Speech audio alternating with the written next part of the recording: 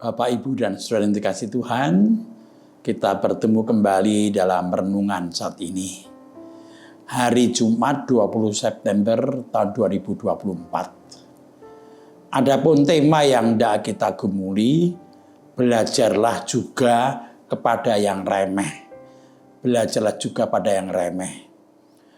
Adapun bacaan firman Tuhan terambil dari Amsal 30 ayat 24 sampai 33. Amsal 30 ayat 24 sampai 33. Mari kita berdoa lebih dahulu sebelum kita mendengarkan dan merenungkan firman Tuhan. Mari kita berdoa.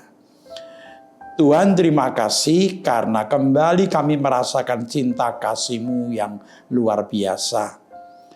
Karena Engkau boleh memelihara kehidupan rohani kami, kehidupan iman kami, melalui firman yang hendak kami dengarkan dan kami renungkan bersama-sama.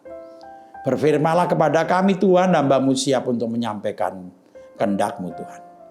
Dan biarlah Tuhan yang membuka hati kami, sehingga setiap firman yang ditaburkan akan berbuah dalam kehidupan kami.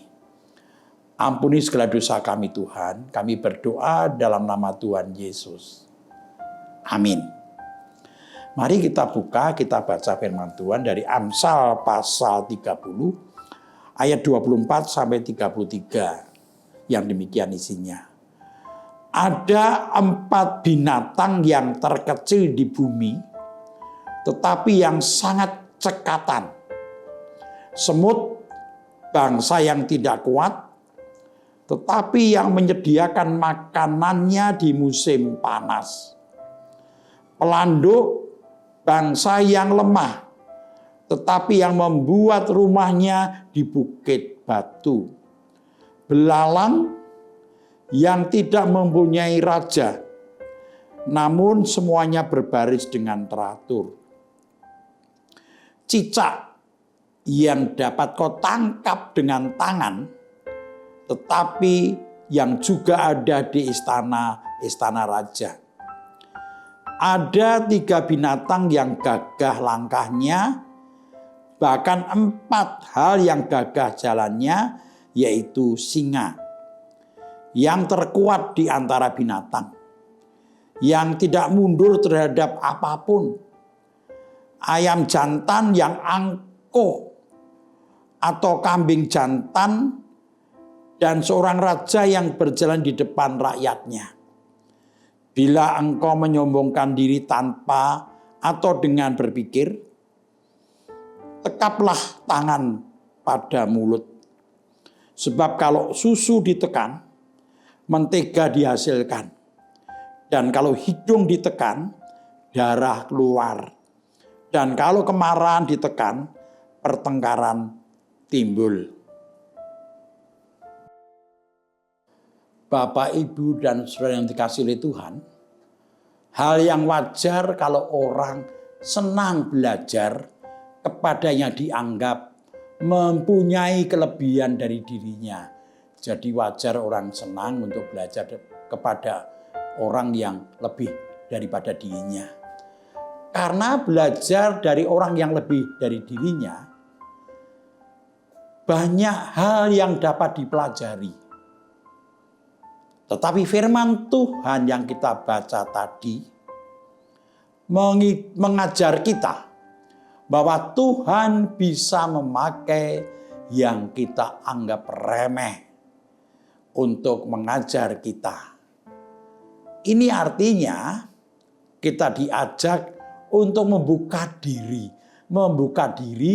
mau belajar pada siapapun, pada apapun yang ada di sekitar kita yang dianggap remeh.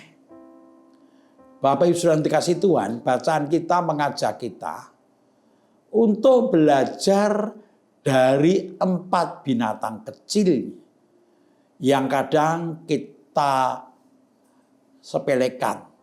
Kadang kita tidak perhatikan karena kita pandang remeh binatang-binatang kecil itu. Mengapa kita harus belajar dari keempat binatang kecil itu? Dalam ayat 24 dikatakan demikian, ini alasannya. bahwa keempat binatang ini sangat cekatan. Ternyata cekatan di sini mempunyai pengertian sangat cekatan, itu artinya adalah bijaksana, pandai atau terampil. Kecil tapi bijaksana, pandai atau terampil. Inilah sebenarnya mengapa kita diajak untuk belajar dari binatang kecil ini. Mari kita lihat keempat binatang kecil tersebut. Yang pertama semut. Di ayat 25 dikatakan demikian. Semut bangsa yang tidak kuat, tetapi yang menyediakan makanannya di musim panas. Kita disuruh belajar dari semut. Belajar bagaimana semut dengan bijaksana mencari, mengumpulkan makanan mumpung ada kesempatan. Jadi setiap kesempatan digunakan untuk mengumpulkan. Dan juga diajar atau mengajar kita mengelola kebutuhan makanannya. Jadi mencari dan mengelola makanannya. Mari kita lihat lebih dalam. Yang pertama dikatakan ketika musim panas, semut mengumpulkan makanannya. Agar ketika musim dingin tetap ada makanan. Artinya semut itu mampu menggunakan kesempatan untuk mengumpulkan makanan. Tetapi mereka juga pandai mengatur penggunaannya. Sehingga tidak akan pernah kekurangan. Inilah pertama dari semut yang kita pelajari. Bapak Ibu saudara dikasih Tuhan, kadang kita ini memang kekurangan. Karena kita tidak mau berusaha. Atau memang kita sudah berusaha tapi mendapatkannya kecil. Tetapi kadang-kadang kita kurang juga karena salah dalam mengelolanya. Berkat Tuhan sebanyak apapun bisa kurang terus bagi kita. Kalau kita tidak mampu mengatur penggunaannya dengan benar. Hari ini kita belajar dari semut yang bijaksana dalam mengumpulkan dan mengelola makanan. Lalu yang kedua, jadi dari semut tadi yang kedua, kalau kita mengamati cara semut yang kecil dan lemah mencari makan, mereka bergotong royong, mengangkat makanan yang besar bersama-sama. Seperti misalnya kadang-kadang kita melihat semut mengangkat roti, potongan roti yang enggak besar, tapi bersama-sama. Luar biasa mengajar kita tentang gotong royong. Dan kemudian dimakan bersama-sama. Ini mengajar kita agar kita bisa tolong-menolong dalam mencari rezeki dan bisa menikmati bersama-sama. Bukankah selama ini yang ada yang kita lihat orang berebut rezeki. Bahkan orang tega merebut rezeki milik orang lain. Semut mengajarkan untuk bergotong royong, menikmati bersama-sama. Jadi semut mengajar dua hal. Yang pertama cara mencari dan juga mengelolanya. Kemudian mencarinya dengan cara yang luar biasa, bergotong royong. Yang kedua pelanduk, atau sering kita kenal dengan kata kancil. Pelanduk itu kancil. Dalam ayat 26 dikatakan demikian. Pelanduk bangsa yang lemah, tetapi membuat rumahnya di bukit batu. Jadi pelanduk itu binatang yang lemah dalam mempertahankan diri dari binatang lainnya, terutama binatang buas. Maka dengan membuat rumahnya di bukit batu, artinya pelanduk yang kecil, yang lemah, pandai membuat perlindungan bagi dirinya dari bahaya. Ini mengajar kita untuk bisa menjaga diri dari bahaya. Tidak hidup sembrono dengan menantang bahaya. Hidup menjaga diri dari ancaman bahaya. Pelanduk mengajar kita untuk mampu hidup bijaksana dengan menjaga diri dari bahaya yang bisa mengancamnya. Itu pelanduk. Sekarang berikutnya adalah belalang yang ketiga belalang. Ayat 27 demikian. Belalang yang tidak mempunyai raja, namun semuanya berbaris dengan teratur. Belalang mengajarkan tentang hidup teratur, hidup disiplin. Meskipun tidak ada yang mengaturnya, tidak ada yang memimpinnya, belalang bisa hidup dengan teratur sehingga bisa hidup dengan baik. Inilah belalang, hidup dengan disiplin. Mengajar kita untuk hidup disiplin, teratur. Yang keempat terakhir itu cicak. Ayat 28 dikatakan demikian. Cicak yang dapat kau tangkap dengan tangan, tetapi yang juga ada di istana raja. Cicak itu binatang yang lemah, mungkin bahkan menjijikkan karena dikatakan mudah ditangkap.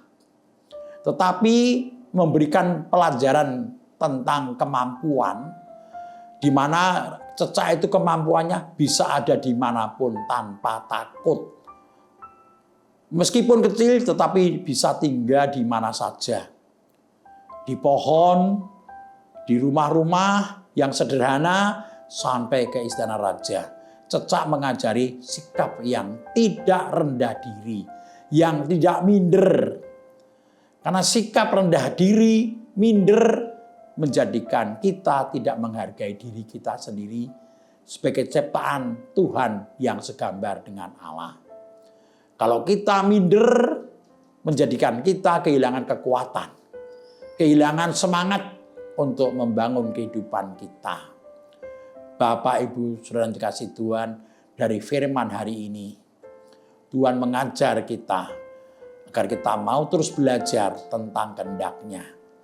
Kita diingatkan untuk tidak hanya belajar dari mereka yang kita anggap hebat. Tidak hanya belajar dari mereka yang kita anggap hebat atau sesuatu yang hebat, tetapi juga belajar dari yang kita anggap remeh, sederhana.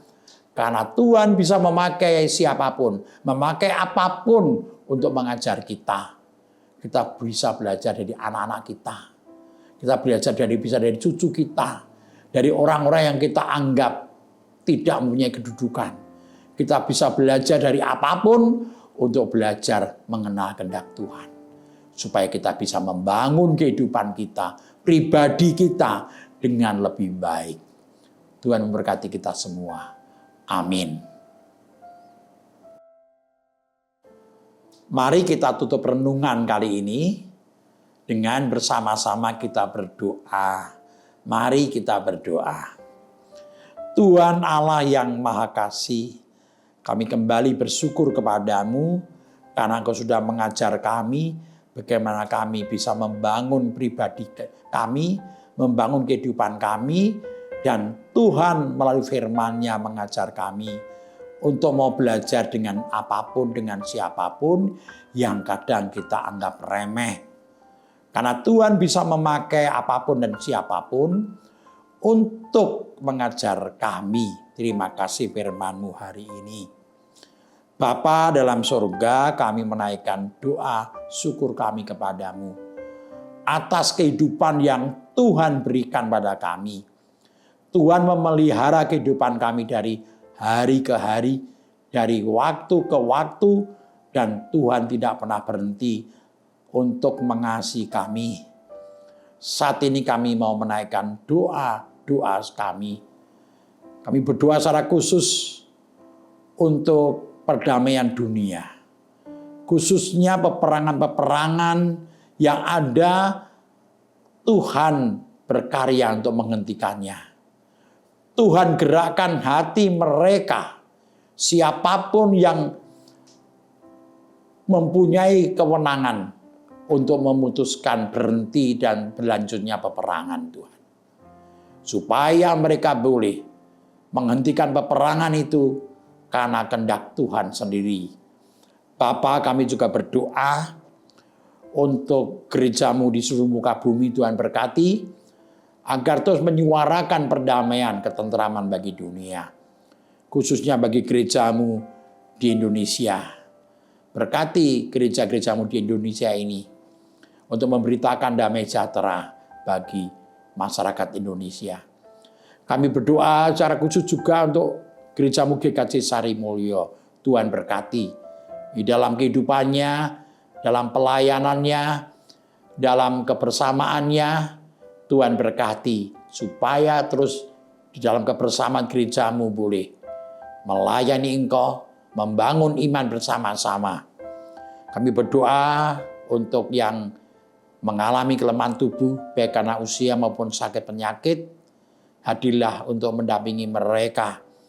Kami berdoa bagi yang sakit, Bapak Ibu Priyono, Ibu Ami Birowo, anak Amoresa, Ibu Sri Utami Suprapto, Ibu Margono, Bapak Ngatimin, Bapak Cahyo Mutadi, anak Meladipa Anasera.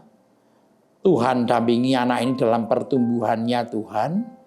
Demikian juga untuk Bapak Saharun, Bapak Warsito Utomo, Ibu Endang Joko Triyono, Ibu Maria Kasman, Bapak Edwan Krusma Yulianto, dan anak Nasya Alana. Berkati semua yang sedang sakit dalam pemulihan juga. Kami juga berdoa bagi yang lanjut usia dan mengalami kelemahan tubuh.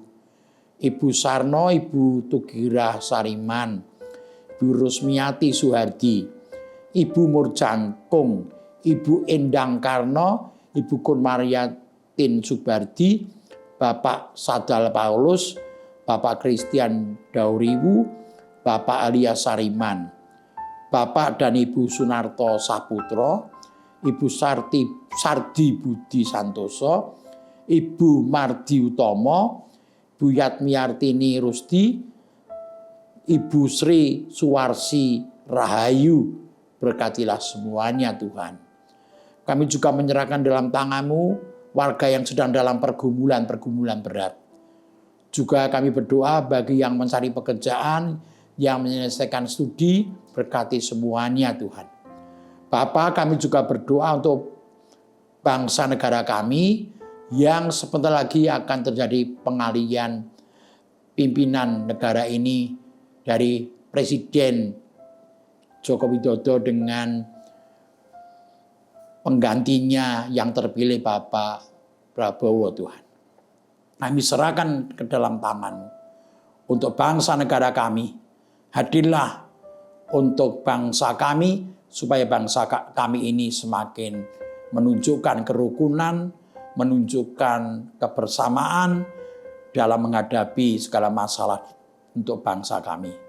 Tuhan, kami menyerahkan semua yang kami mohon tadi. Hanya dalam nama Tuhan Yesus kami menaikkan doa kami. Amin. Demikian renungan saat ini. Tuhan memberkati kita semuanya.